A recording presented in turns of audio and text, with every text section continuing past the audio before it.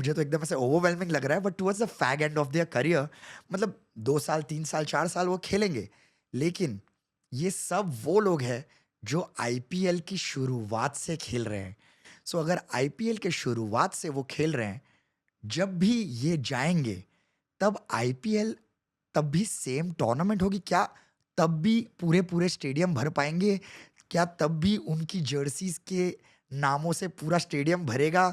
या फिर IPL as a tournament will suddenly start to struggle because the madness and the fandom behind these three people will suddenly fade away from the game? And if the next set of icons don't come, how do you fill those stadiums? I think पहले तो सोच के ही डर लग रहा है और सोच के ही बुरा लग रहा है कि हाँ ये लोग एक दिन चले भी जाएंगे. बट हाँ, life goes on, the show must go on, so probably चलता रहेगा because we have seen these transitions in Indian cricket. हमने कभी नहीं सोचा था कि सचिन के बाद इंडियन क्रिकेट चलेगा, लेकिन चला और बहुत अच्छे से चला. And I have seen that transition honestly. So I feel cricket will go on in this country which is absolutely crazy for this sport.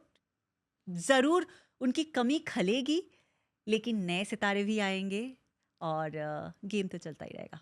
100% and couldn't have said it better myself. But मुझे कुछ हद तक ऐसा लगता है कि बॉलीवुड में भी वो एक फेज था 90s 2000s का, जहाँ पे एक मतलब हीरो वर्शिप फैंडम का एक अलग फैनेटिक क्रेज था. और वही क्रिकेट में भी था, 90s में था, 2000 में था और अभी भी है. लेकिन धीरे धीरे शायद ज़्यादा कंटेंट की वजह से फिल्मों में, और यहाँ पे इतने ज़्यादा टूर्नामेंट्स और क्रिकेट की वजह से through out the year cricket में, अब एक प्लेयर पे उतना पागलपन धीरे धीरे रिड्यूस हो रहा है. तो प्रॉबेबली दीज 3 और 4, लाइक बुमराह तो अभी काफी लंबा खेलेंगे, but these 3 are the last of their clan और लास्ट ऑफ देयर ब्रांड और देयर एरा. जहाँ पे इसके बाद ठीक है, सबके फेवरेट्स तो हमेशा होंगे. किसी का फेवरेट शुभमन गिल होगा, किसी का ऋषभ पंत होगा, यशस्वी जायसवाल, ये होता रहेगा. लेकिन इस तरीके का क्रेज, जहाँ पे उनके पोस्टर्स, उनकी जर्सी, उनके साथ फोटो, उनके नाम पे चिल्लाते चिल्लाते गला दुखने लग जाए, ये शायद फिर से ना हो. हाँ, मुझे भी यही लगता है कि शायद ऐसा ना हो, लेकिन फैंडम का जो एक्सप्रेशन है, वो अलग-अलग जनरेशन का अलग-अलग तरह से होता है. यश, आप हमारे ज़माने में हमारे पास ऑटोग्राफ की कॉपी होती थी. आज तक मेरे पास मेरे छोटी सी ऑटोग्राफ की कॉपी है, जहाँ पे मैं 5 साल की थी, तब से मैं किसी से भी कोई भी प्लेयर से मिली हूँ, उनसे उनसे ऑटोग्राफ लिया है. आजकल ऑटोग्राफ का कल्चर थोड़ा-थोड़ा कम होता जा रहा है, सेल्फी का कल्चर आ गया था. आई थिंक ऐसे ही फैंडम का एक्सप्रेशन बदलेगा, लेकिन शायद वो favourites generation by generation create होता रहेगा. We can already start seeing those glimpses in Shubman Gill honestly.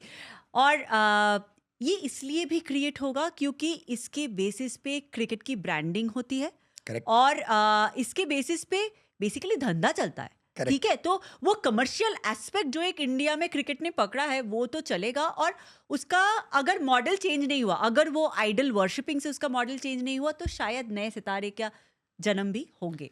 I think बहुत अच्छा कहा आपने कि आगे जा जाके चाहे फैंडम एक्सप्रेस करने का तरीका बदलेगा.